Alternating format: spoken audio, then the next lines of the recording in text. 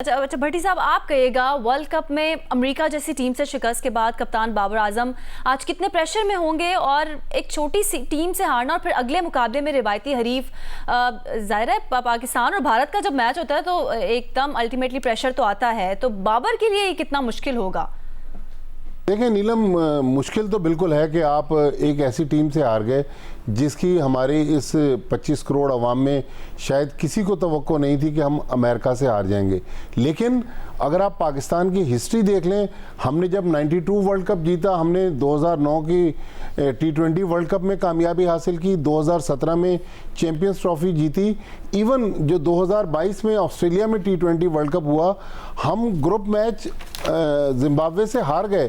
फिर आयरलैंड ने जब हराया, सॉरी नेदरलैंड ने जब हराया साउथ अफ्रीका को, वहाँ से पाकिस्तान की किस्मत पलटी और पाकिस्तान फाइनल में खेला।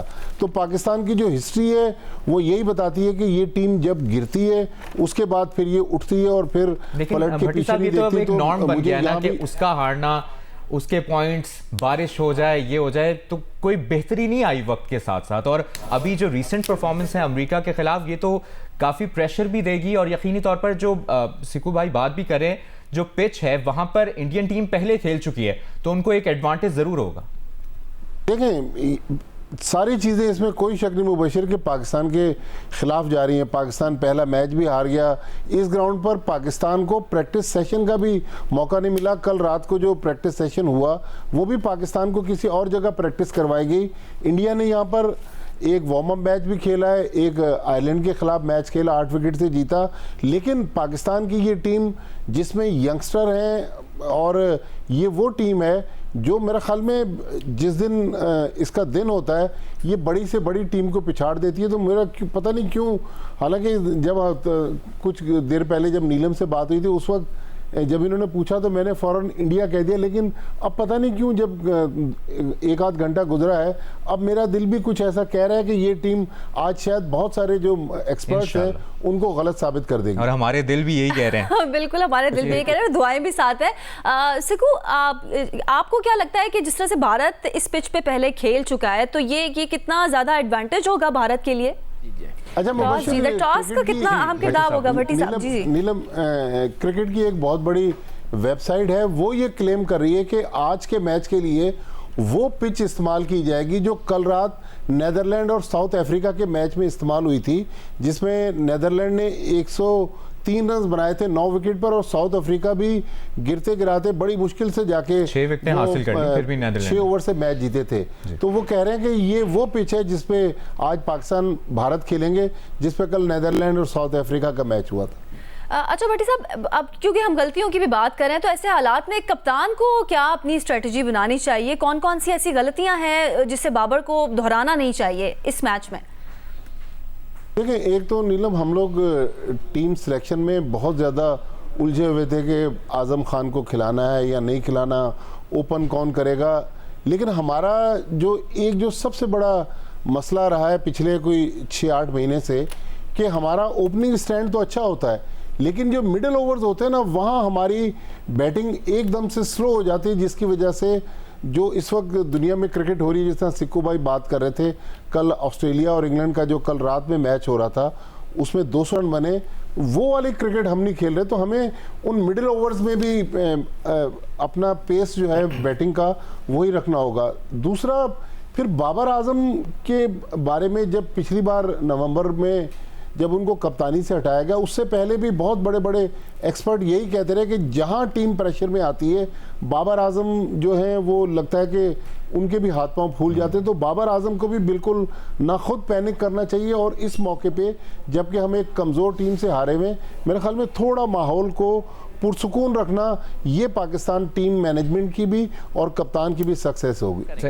यही बात भट्टी साहब से भी कि आयरलैंड से भी हम खेले, इंग्लैंड से भी खेले, उससे पहले भी ये होता आ रहा है। और जिस तरह हर मैच के एंड पे जब बाबर आजम से गुफ्तगू होती है तो वो ये कहते हैं हम 10-15 रन शॉर्ट थे, 20 रन शॉर्ट थे, 10 रन शॉर्ट थे। वो उन्होंने इसको एक नॉर्म बना लिया है, लेकिन इस पे इम्प्लीमेंट नहीं कर पा रहे एज बैट्समैन खुद बाबर। देखिए, ये बात बिल्कुल सही है और मैंने बहुत सारे प्रोग्रामों में ये बात कही है कि हम जिस ब्रांड की क्रिकेट खेल रहे हैं वो ब्रांड अब इंटरनेशनल क्रिकेट का ब्रांड नहीं है।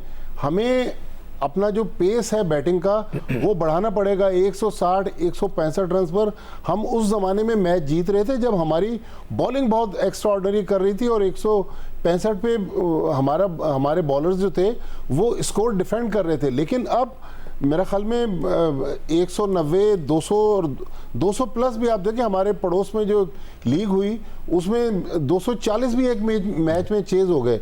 एक मुबशिर आपके इस बुलेटिन का फ़ायदा उठाते हुए एक आपको बड़ा इंटरेस्टिंग फैक्ट शेयर कर दूं। लोग कह रहे थे कि अमेरिका के मैच में जब सुपर ओवर में मैच गया तो आज़म खान को ओपन भेजना चाहिए था।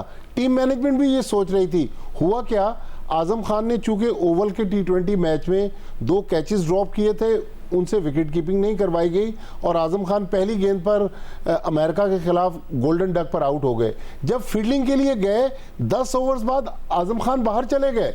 आज़म खान ने आखिरी 10 ओवर विकेट कीपिंग नहीं की, जिसकी वजह से सुपर ओवर में उनको ये पता ही नहीं था कि इस मैच में दूसरी बार भी मेरी बैटिंग आ सकती हो सकता है वो बैटिंग के लिए जाते और हीरो बन जाते। तो आज़म खान चूंकि 10 ओवर के लिए फील्ड में मौजूद ही नहीं थे, इसलिए आज़म खान ने वो जो बैटिंग का जो दूसरी बार का ऑप्शन था वो उनको नहीं मिल सका। और शायद क्या फिर यही वजह है कि इतना हम डिसीजन में टाइम ले रहे थे और फील्ड अमेरिकन टीम आ गई थी ग्राउंड में, लेकिन हम नहीं आए थे अभी तक। जी हाँ, मेरा ख्याल में शायद एक ये भी वजह थी।